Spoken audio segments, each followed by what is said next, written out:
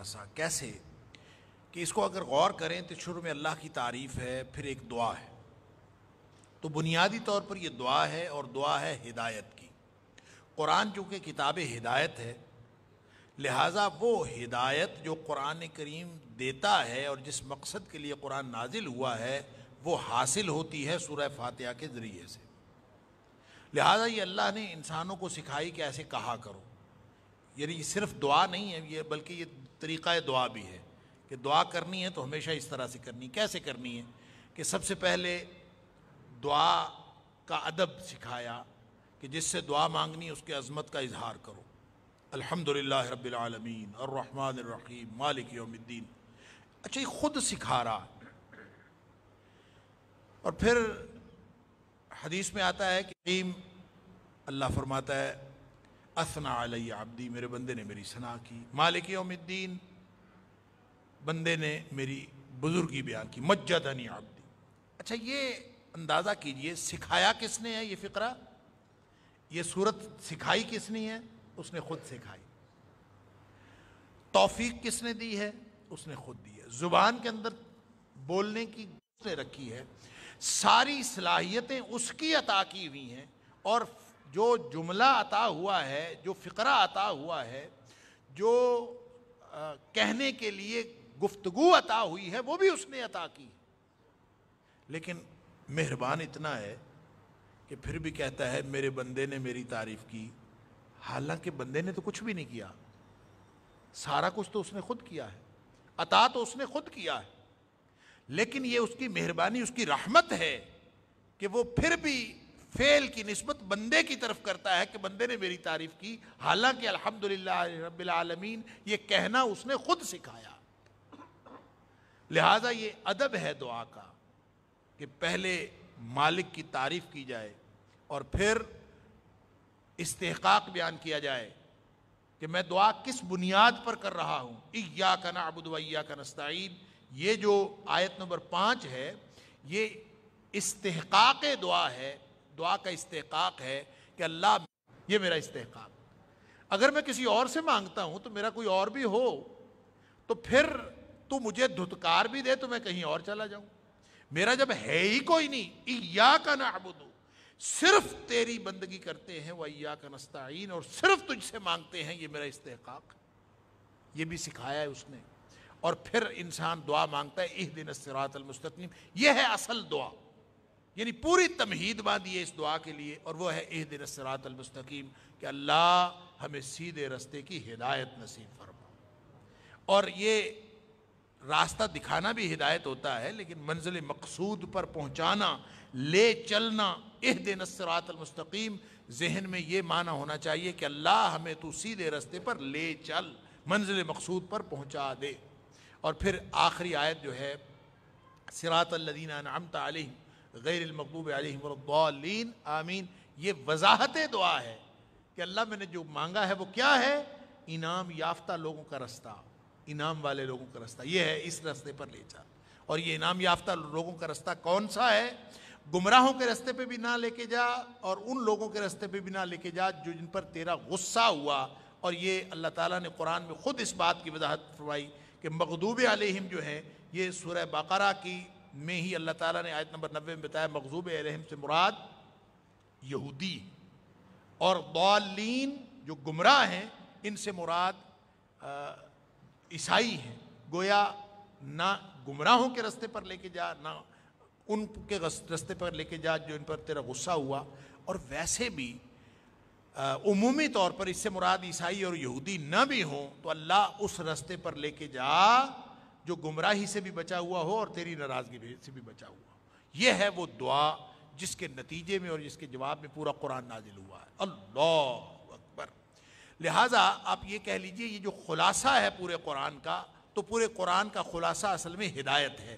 ملتی کیسے ہے؟ ملتی ہے ایاک نعبد و ایاک نستعین کی بنیاد پر اللہ کی تعریف بیان کر کے اس کے سامنے عاجزی اور بے بسی کا اظہار کرنے سے ملتی. سبحان اللہ. تو الحمد سے آغاز ہوا قرآن کا، اور آخری سورت کا آغاز اعوذ سے، قل اعوذ برب الناس. گویا پورا قرآن الحمد اور اعوذ کے درمیان میں ہے. مناسبت اس میں یہ ہے، الحمد کا معنی ہوتا ہے وہ تعریف جس میں شکر موجود ہو، شکر کے جذبات کے ساتھ تعریف۔ تو الحمدللہ کا معنی یہ ہے کہ چونکہ نعمت عطا کرنے والی وہ ذات ہے، لہٰذا دنیا کائنات میں اگر کوئی شکرانے والی تعریف ہو سکتی ہے تو وہ صرف اس کی ہے، نعمت عطا کرنے والا جو ہے۔ اس لیے ساری زندگی دراصل انسان شکر کرتا رہے اللہ کے انعامات کا، تو یہ شکر ادا نہیں ہوتا۔ یہ ہے پوری زندگی کا مقصد۔ اِنَّا هَدَيْنَاهُ السَّبِيلَ اِمَّا شَاكِرًا وَإِمَّا كَفُورًا۔ اللہ تعالیٰ نے سورہ دہر میں فرمایا کہ ہم نے دو راستے بتا دیے ہیں، چاہے کوئی شکر کرنے والا بن جائے، چاہے کوئی کفر کرنے والا بن جائے۔ گویا پوری زندگی کا مقصد شکر کرنا ہے، شکر والی زندگی۔ اللہ تعالیٰ مجھے اور آپ کو شکر والی زندگی عطا فرمائے۔ سورہ فاتحہ انسان کو شکر والی زندگی گزارنے کا طریقہ سکھاتی ہے۔ اور قل اعوذ برب الناس جہاں قرآن مکمل ہو، یہ پوری قرآن کی دعوت کا خلاصہ۔ اور جہاں قل اعوذ برب الناس ہے وہ اس حقیقت کی طرف نشاندہی کرتا ہے کہ انسان جو شکر کی زندگی گزارنا چاہتا ہے، اس میں سب سے بڑی رکاوٹ شیطان ابلیس ہے، اور ابلیس سے حفاظت بھی انسان کو اللہ ہی عطا کر سکتا ہے۔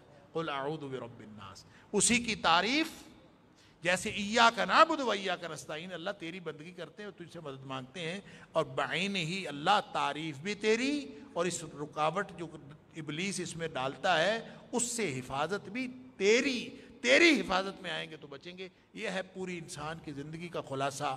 گویا سیانہ بننے کی ضرورت نہیں ہے اور اپنی صلاحیتوں پر اعتماد کرنے کی ضرورت نہیں ہے، اللہ کی دی ہوئی صلاحیتوں کو استعمال کرتے ہوئے اللہ کے سامنے بے بسی اور عاجزی کے اظہار کی ضرورت ہے کہ انسان عاجزی اور بے بسی کا اظہار کرے۔ یہ ہے پورا قرآن آپ کو جو منہج زندگی بتا رہا ہے، جو اسلوب زندگی بتا رہا ہے وہ یہ۔ پھر اس کے بعد چونکہ کہہ دیا تھا اہدنا الصراط المستقیم، تو جواب آنا ضروری تھا۔ فرمایا ھدی للمتقین، ذالک الکتاب لا ریب فیہ، یہ ہے وہ کتاب جس کے اندر کوئی شک نہیں ہے۔ ھدی للمتقین، یہ ہر اس شخص کو لے جاتی ہے، منزل مقصود پر پہنچا دیتی ہے جو دل سے اللہ کی ناراضگی سے بچنا چاہتا ہو۔ تو اللہ کی ناراضگی سے بچنے والے کون ہیں، متقین کون ہیں؟ 6 صفات ان کی بیان فرما دیں۔ یؤمنون بالغیب ویقیمون الصلاۃ ومما رزقناہم ينفقون، نمازیں پڑھتے ہیں، غیب پر ایمان رکھتے ہیں۔ اللہ اکبر، نمازیں پڑھتے ہیں اور جو کچھ ہم دیتے ہیں اس میں سے خرچ کرتے رہتے ہیں۔ کہاں خرچ کرتے ہیں اور کیا؟ صرف مال نہیں ہے، جو کچھ اللہ نے عطا کیا ہے وہ خرچ کرتے رہتے ہیں۔ اللہ نے کیا عطا کیا ہے؟ زبان بھی اللہ کی عطا کی، سماعتیں اللہ کی عطا کی، آنکھیں اللہ کی عطا کی، ہر نعمت اللہ کی۔ وقت جو ملا ہے اللہ کی عطا ہے، زندگی جو ملی ہے اللہ کی عطا ہے، اولاد جو ملی ہے اللہ کی عطا ہے، مال جو ملا ہے اللہ کی عطا ہے۔ یہ سب اللہ کی مرضی کے لیے، اللہ کی خوشنودی کے لیے، اللہ کی ناراضگی سے بچنے اور اس کی رضامندی کے اظہار کے لیے، اس کی رضامندی کے حصول کے لیے یہ خرچ ہوتا رہے۔ یہ ہے اصل میں متقین کی زندگی۔ اور جو اس منہج پر چلتا ہے، ان خصوصیات کا حامل ہوتا ہے، فرمایا ان کو اللہ تعالیٰ نے گارنٹی دے دی کہ ان کو میں سیدھے رستے پر لے جاؤں گا۔ ھدی للمتقین، یہ قرآن لے جاتا ہے، اور فرمایا اولئک علی ھدی من ربہم واولئک هم المفلحون، یہی لوگ ہیں جو سیدھے رستے پر ہیں اور یہی لوگ کامیاب ہونے والے ہیں۔ تو آیت نمبر 1 سے لے کر آیت نمبر 20 تک سورہ بقرہ میں اللہ تعالیٰ نے اس ہدایت کے رسپونس میں، یعنی جو ہدایت آئی، بنیادی مقصد ہدایت مانگ کے لے لی، اہدنا الصراط المستقیم مانگنا بھی اس نے سکھا دیا، اور پھر اس ہدایت کے رسپونس میں انسانوں کے 3 گروہ ہو جاتے ہیں۔ ایک وہ گروہ جنہوں نے مان لیا، غیب پر مان لیا، سمجھ میں نہیں آیا پھر بھی مان لیا، دیکھا نہیں ہے پھر بھی مان لیا۔ غیب پر، یؤمنون بالغیب، بغیر دیکھے ایمان لاتے ہیں۔ اور اصل بات یہ ہے کہ ایمان ہوتا ہی وہ ہے جو بغیر دیکھے ہو۔ دیکھ کر کوئی شخص مانے تو وہ ایمان نہیں ہوتا۔ ڈبکی جب فرعون کو لگی تھی نا، اس نے بھی کہا تھا کہ میں موسیٰ اور ہارون کے رب پر ایمان لایا۔ تو جب غوطہ لگتا ہے تو پھر تو سب لے آتے ہیں، فرعون جیسے لوگ بھی کہہ دیتے ایمان نہیں، بغیر دیکھے جو ایمان لانا ہے، اصل تو ایمان وہ ہے۔ تو پہلا رسپانس بغیر دیکھے، جو اللہ نے فرمایا، جو اللہ کے رسول صلی اللہ علیہ وسلم فرمایا، سر تسلیم خم ہے۔ فرمایا یہ متقین ہے، یہی کامیاب ہیں، یہی ہدایت پر ہے۔ دوسرا رسپانس یہ ہے کہ نہیں مانا، کفروا، اب جنہوں نے نہیں مانا سواء علیہم انذرتہم ام لم تنذرہم لا یؤمنون، پھر آپ تو چاہے اس کو ڈراتے جائیں چاہے نہ ڈراتے جائیں، فائدہ ہی کوئی نہیں، مور لگ گئی دلوں پہ، مانتے ہی نہیں ہیں، انکار۔ ایک تیسرا گروہ اور بھی ہے جو ہدایت کو دیکھ کر ایک تیسرا رسپانس دیتا ہے، وہ رسپانس یہ ہے قالوا آمنا، وہ کہتا ہے کہ وَمِنَ النَّاسِ مَن يَقُولُ آمَنَّا بِاللَّهِ وَبِالْيَوْمِ الْآخِرِ، وہ کہتا ہے میں اللہ پر اور آخرت کے پر ایمان رکھتا ہوں، کہتا یہ ہے۔ اللہ فرماتا ہے وَمَا هُمْ بِمُؤْمِنِينَ، اصل میں وہ مومنوں میں سے نہیں ہے، یہ ہے منافق۔ لہذا تین گروہ بن گئے، ایک کافر، ایک منافق اور ایک مومن جنہوں نے مان لیا۔ جنہوں نے مان لیا مومن، نہیں مانا کافر، اور جنہوں نے کہا یہ کہ اصل میں دونوں کافر ہیں، مانا تو دونوں نے کوئی نہیں۔ فرق یہ ہے کہ ایک کہتا ہے میں نے مان لیا، دوسرا اقرار کرتا ہے کہ میں نے نہیں مانا، لہٰذا یہ بڑا مجرم ہے منافق۔ سورہ نساء کے اندر اللہ تعالیٰ نے فرمایا ان المنافقین فی الدرک الاسفل من النار، منافق جو ہیں یہ جہنم کے سب سے نچلے درجے میں ہوں گے، اللہ تعالیٰ معاف فرمائے۔ اور منافق نبی کریم صلی اللہ علیہ وسلم کے دور، ظاہر ہے دل میں چھپا ہوا نفاق ہے، ہمیں کیسے پتہ چلے؟ نبی کریم صلی اللہ علیہ وسلم کو تو اللہ تعالیٰ نے بذریعہ وحی بتا دیا تھا کہ فلاں فلاں منافق ہیں، لیکن بعد میں جب وحی کا سلسلہ بند ہو گیا تو نبی کریم صلی اللہ علیہ وسلم نے کچھ نشانیاں بتا دیں، جس شخص میں یہ نشانی ہو منافق، جس میں یہ نشانی ہو منافق، جس میں یہ نشانی ہو منافق۔ فرمایا بات کرے تو جھوٹ بولے، وعدہ کرے تو وعدے خلافی کرے، امانت رکھی جائے تو امانت میں خیانت کرے، بددیانتی کرے، جب کبھی کسی سے جھگڑا ہو جائے تو وہ اس کو گالیوں پر اتر آئے۔ فرمایا اربع من کن فیہ کان منافقا خالصا، چار نشانیاں جس میں ہوں پکا منافق ہے۔ اللہ اکبر، اللہ تعالی ہم سب کو نفاق سے بھی محفوظ رکھے اور کفر سے بھی محفوظ رکھے۔ یہ دو رکوعوں کے اندر اللہ کریم نے یہ تینوں گروہوں کا ذکر کر کے پھر اس کے بعد حکم دیا یا ایھا الناس اعبدوا ربکم، آیت نمبر 21 ہے یا ایھا الناس اعبدوا ربکم الذی خلقکم والذین من قبلکم لعلکم تتقون، اے کائنات کے لوگو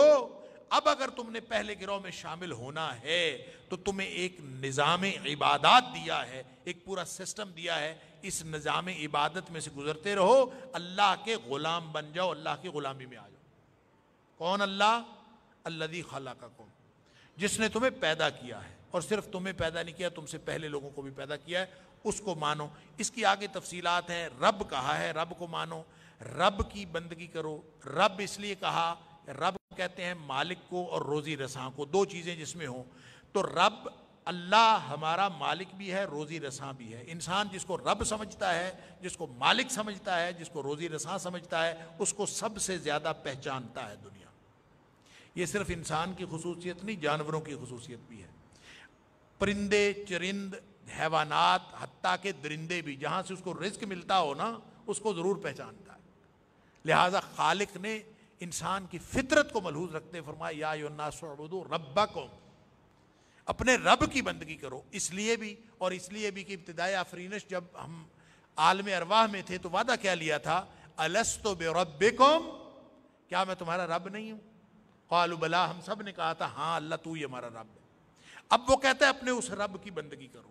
اب رب کی بندگی انسان کرتے تو ہیں کیونکہ بندگی رب انسان کی فطرت میں ہے، فرق صرف یہ پڑتا ہے کہ یہ رب العالمین کو چھوڑ کر مخلوق میں سے رب بنا لیتے ہیں، اور یہ کسی اور کو روزی رساں سمجھنا شروع کر دیتے ہیں، کسی اور کو اپنا مالک سمجھنا شروع کر دیتے ہیں۔ وہ فرماتا ہے کہ یہ دو مخلوق میں سے، مخلوقات میں سے جن کو رب بنایا ہوا ہے ان کو نہیں، الذی خلقکم، وہ رب العالمین جو تمہارا خالق ہے نا، اس کی بندگی کرو۔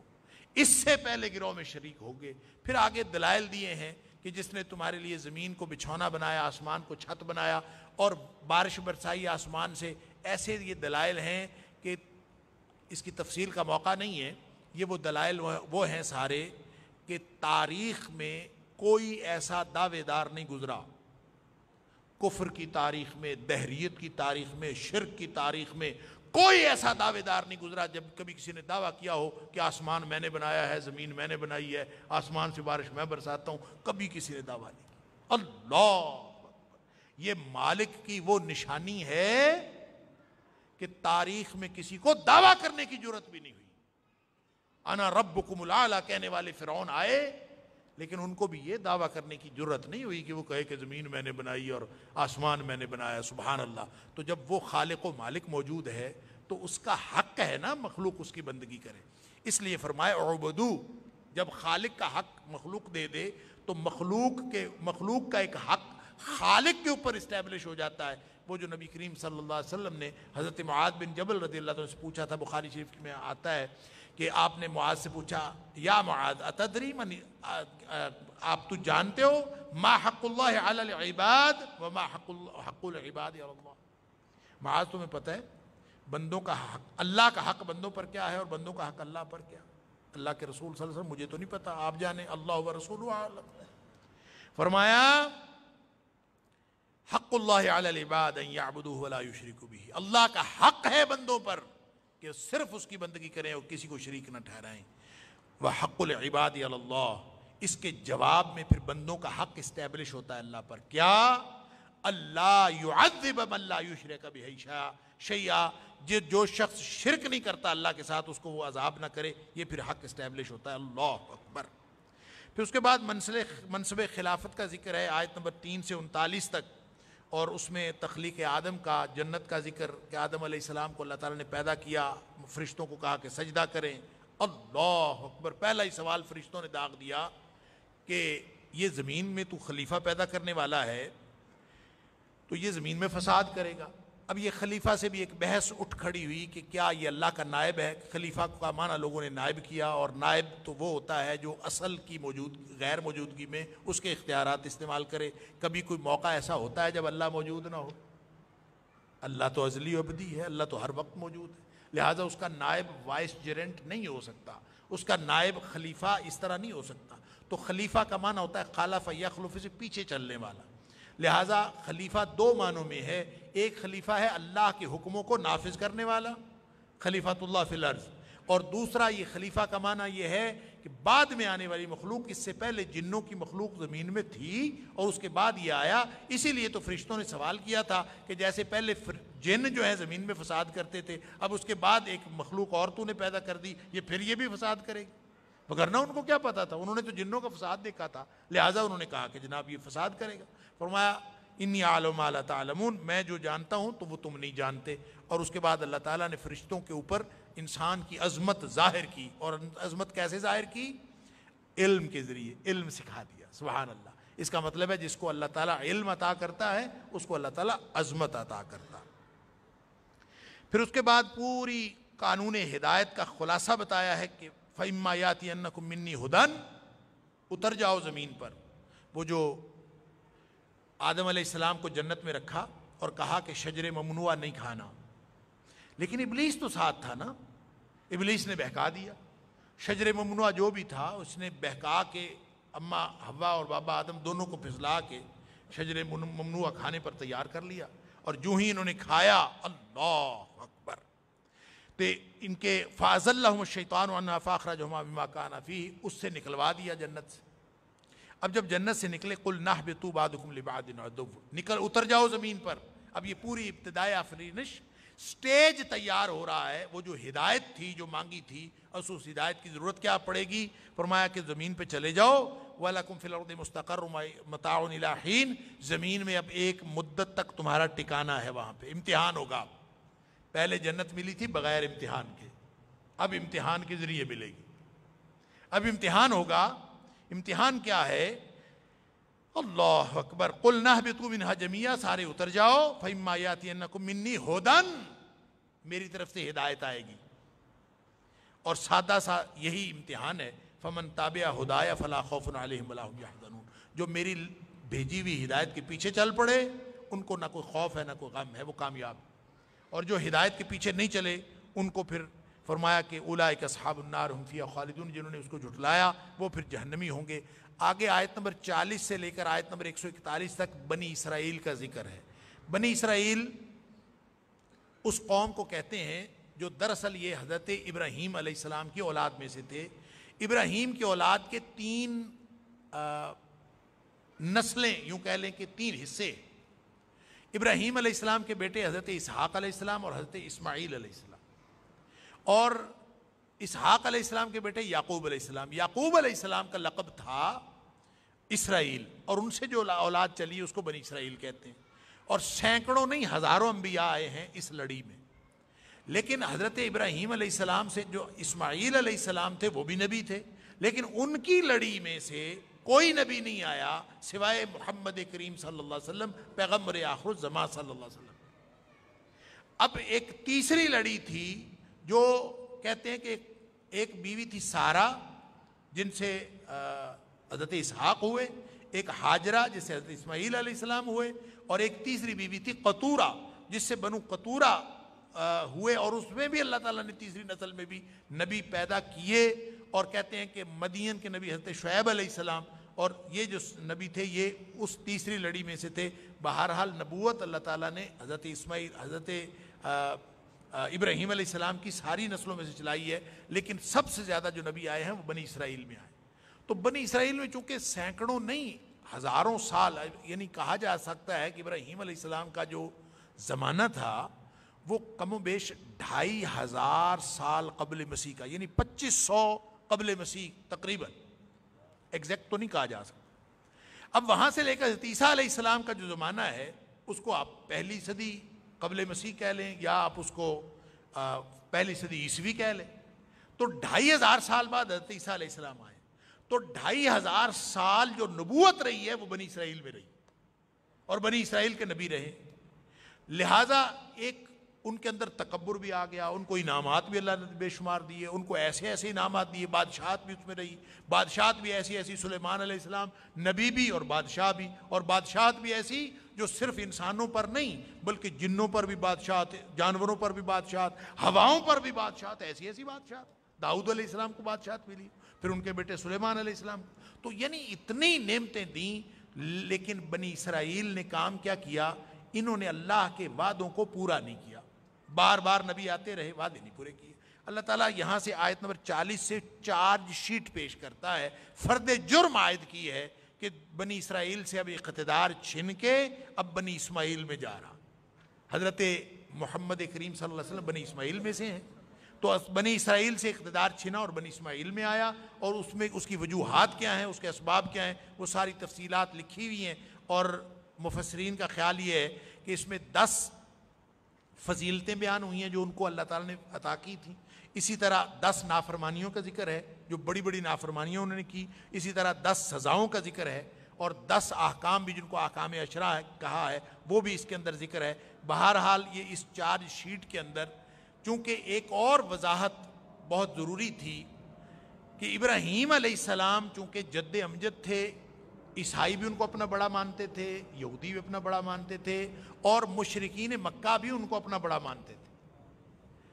تینوں سمجھتے تھے کہ ابراہیم علیہ السلام جو ہیں وہ ہمارے بڑے ہیں، اور اللہ تعالیٰ نے پھر ملت ابراہیمی کی وضاحت کی ہے کہ ملت ابراہیمی پر نہ مشرکین ہیں، نہ یہودی ہیں، نہ عیسائی ہیں۔ ملت ابراہیمی پر اصل میں کون ہے؟ نبی اکرم صلی اللہ علیہ وسلم اور صحابہ کرام۔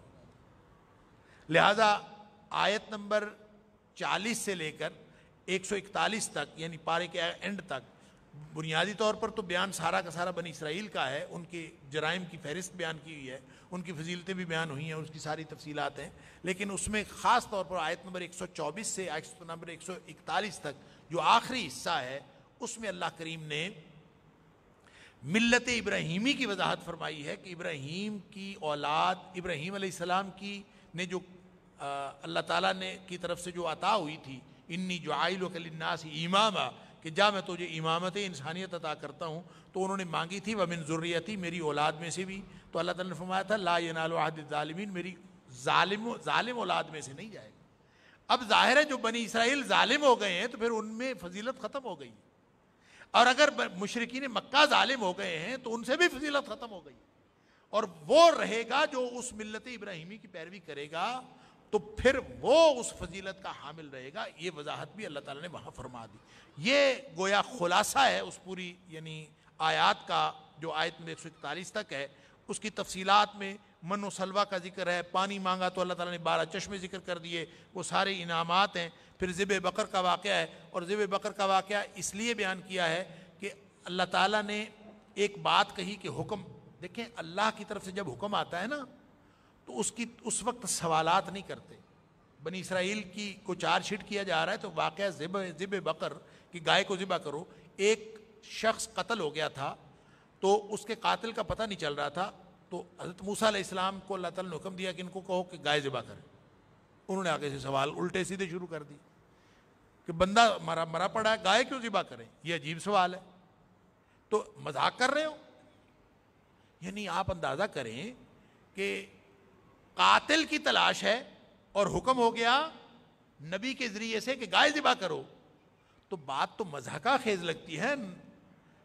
لیکن دیکھنا یہ چاہیے کہ کون کہہ رہا ہے, کس نے بات کہی ہے؟ نبی نے.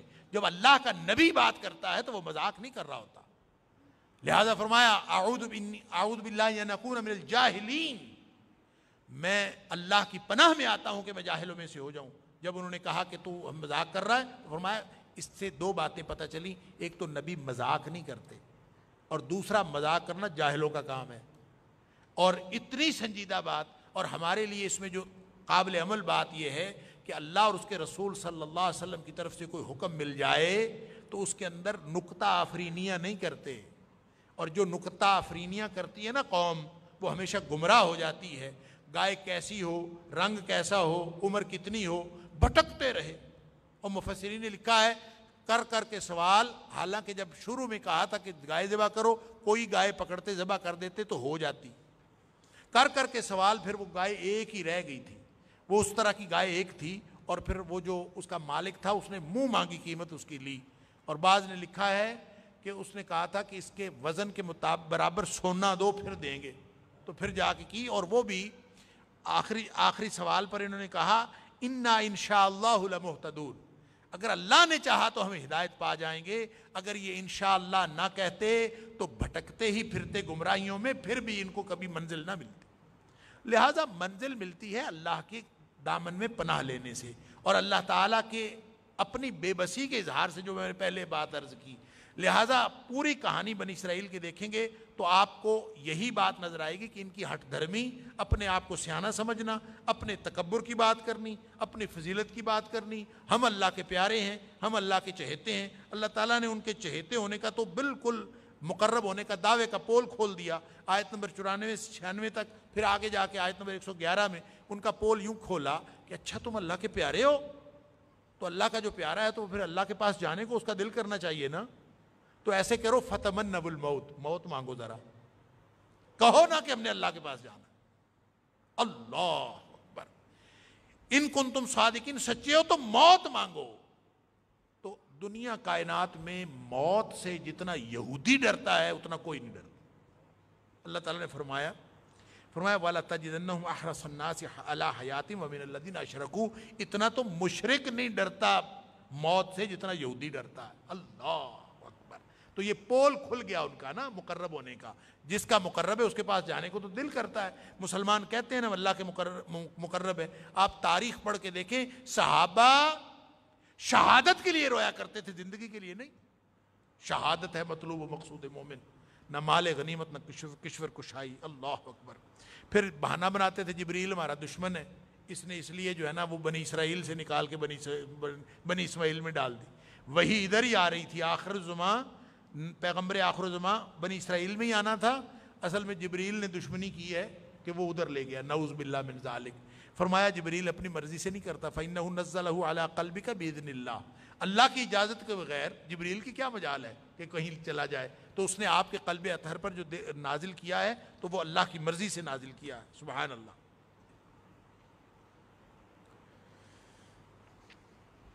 ابراہیم علیہ السلام کی اور امامت کی جو وضاحت کی آیت نمبر 124 سے آگے, تو اس میں خاص طور پر یہ بتایا کہ یہ امتحان کا ایک فلسفہ ہے. اِذِ ابْتَلَىٰ ابراہیم ربہ, ابراہیم علیہ السلام کو امتحان میں مبتلا کیا تھا جس کی وجہ سے ان کو امامت انسانیت مل رہی تھی. تم بھی امتحان میں کامیاب ہو جاؤ, تم بھی لے لو گے. امتحان میں تم ناکام رہے, صرف نسلی طور پر کسی کے ساتھ اٹیچمنٹ وہ کسی فضیلت کی بنیاد نہیں بنتی. نسل اور جو دولت ہے یہ بنیاد نہیں ہوتی, بلکہ جو بنیاد ہے وہ امتحان میں کامیاب ہونا ہے.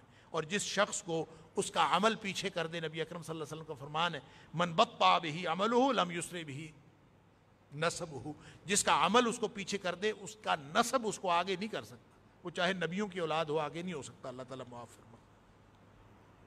پھر فرمایا کہ تم ابراہیم علیہ السلام کی بات کرتے ہو اور بہانہ بناتے ہو کہ یہ بنی اسماعیل میں آ گئی ہے جو قیادت ہے اور جو سیادت ہے، تو یہ شاید کوئی درمیان میں گڑبڑ ہوئی ہے۔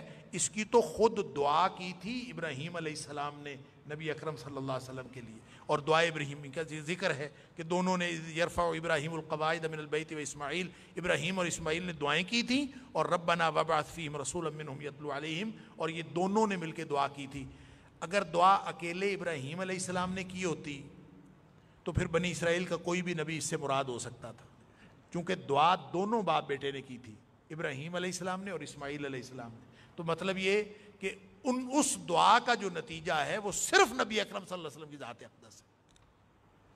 اور ملت ابراہیمی کی وضاحت کرتے ہوئے یہ بھی فرما دیا کہ جب یعقوب علیہ السلام اس دنیا سے جا رہے تھے، جن کی وجہ سے تم بنی اسرائیل کہلاتے ہو، تو کبھی تاریخ میں دیکھا ہے کہ بنی اسرائیل جب حضرت اسرائیل یعنی یعقوب علیہ السلام جب اس دنیا سے جا رہے تھے تو انہوں نے بھی اپنی اولاد کو جو وصیت کی تھی وہ یہی تھی جو نبی اکرم صلی اللہ علیہ وسلم وصیت فرما رہے ہیں۔ ام کنتم شہداء اذ حضر یعقوب الموت، جب یعقوب علیہ السلام کو یعنی حضرت اسرائیل علیہ السلام کو موت آئی تو تم موجود تھے؟ ہم بتاتے ہیں کہ اس وقت کیا ہوا۔ اذ قال لبنیہ ما تعبدون من بعدی، جب انہوں نے اپنی نسل سے کہہ دیا تھا کہ میرے بعد کس کی بندگی کرو گے؟ قالوا نعبد الہک و الہ آبائک ابراہیم و اسماعیل و اسحاق، انہوں نے کہا تھا کہ ہم اسی کی بندگی کریں گے جس کی بندگی آپ اور آپ کے آباء و اجداد کرتے رہے۔ سبحان اللہ۔ اور پھر فرمایا کہ تاریخ جو ہے اس پر فخر کرنے سے کسی کو فضیلت نہیں ملتی۔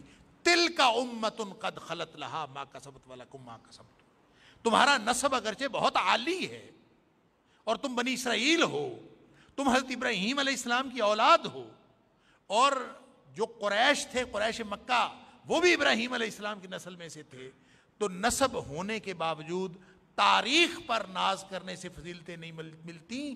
تلک امۃ قد خلت لہا ما کسبت ولکم ما کسبتم ولا تسألون عما کانوا یعملون، وہ امتیں گزر گئیں، ان کا عمل ان کے ساتھ، تمہارا عمل تمہارے ساتھ، تم سے ان کے بارے میں نہیں پوچھا جائے گا، تم اپنی فکر کرو۔ اور یہ آیت 2 دفعہ دہرائی اللہ کریم نے، آیت نمبر 134 بھی اور آیت نمبر 139 بھی۔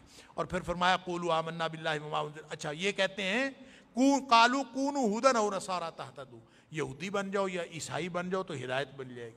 فرمایا نہیں، ہدایت یافتہ اس وقت روئے زمین پر صحابہ کرام ہیں، لہٰذا اگر کسی نے ہدایت لینی ہے تو فَإِنْ آمَنُوا بِمِثْلِ مَا آمَنْتُمْ بِهِ فَقَدْ اهْتَدَوْا، تاریخ کی آخری دیواروں تک، قیامت کی دیواروں تک اللہ کریم نے فیصلہ فرما دیا کہ نبی اکرم صلی اللہ علیہ وسلم کی تشریف آوری کے بعد ہدایت کا معیار صحابہ کرام کی زندگیاں، جس نے بھی ہدایت لینی ہو وہ صحابہ کرام جیسی زندگی اختیار کرے۔ اور فرمایا کہ صبغۃ اللہ، یہی اللہ کا رنگ ہے، اور اگر اللہ کے رنگ میں کسی نے رنگا جانا ہے تو وہ صحابہ کرام جیسی زندگی اختیار کرے۔ اور حدیث میں جو آتا ہے کہ قرب قیامت 73 فرقے ہو جائیں گے، ایک جنتی ہوگا باقی سب جہنمی ہوں۔ صحابہ پوچھتے ہیں اللہ کے رسول صلی اللہ علیہ وسلم کی نشانی کیا ہے؟ فرمایا ما انا علیہ واصحابی، نشانی ان کی یہی ہے کہ جو اس دین پر ہوں جس دین پر میں اور میرے صحابہ کرام ہیں، لہٰذا قیامت تک کے لیے یہی معیار ہے۔ اور بنی اسرائیل کی تاریخ بیان کر کے اللہ کریم نے صرف اس دور کے لیے یہ معیار بیان نہیں کیا بلکہ رہتی دنیا تک کے لیے یہ معیار عطا کر دیا ہے۔ اب اگر کسی شخص نے کامیابی والے راستے پہ چلنا ہے تو اس کو صحابہ والے راستے پر چلنا پڑے گا۔ اللہ تعالیٰ مجھے اور آپ کو قرآن سمجھنے اور عمل کرنے کی توفیق عطا فرمائے۔ وآخر دعوانا الحمدللہ رب العالمین۔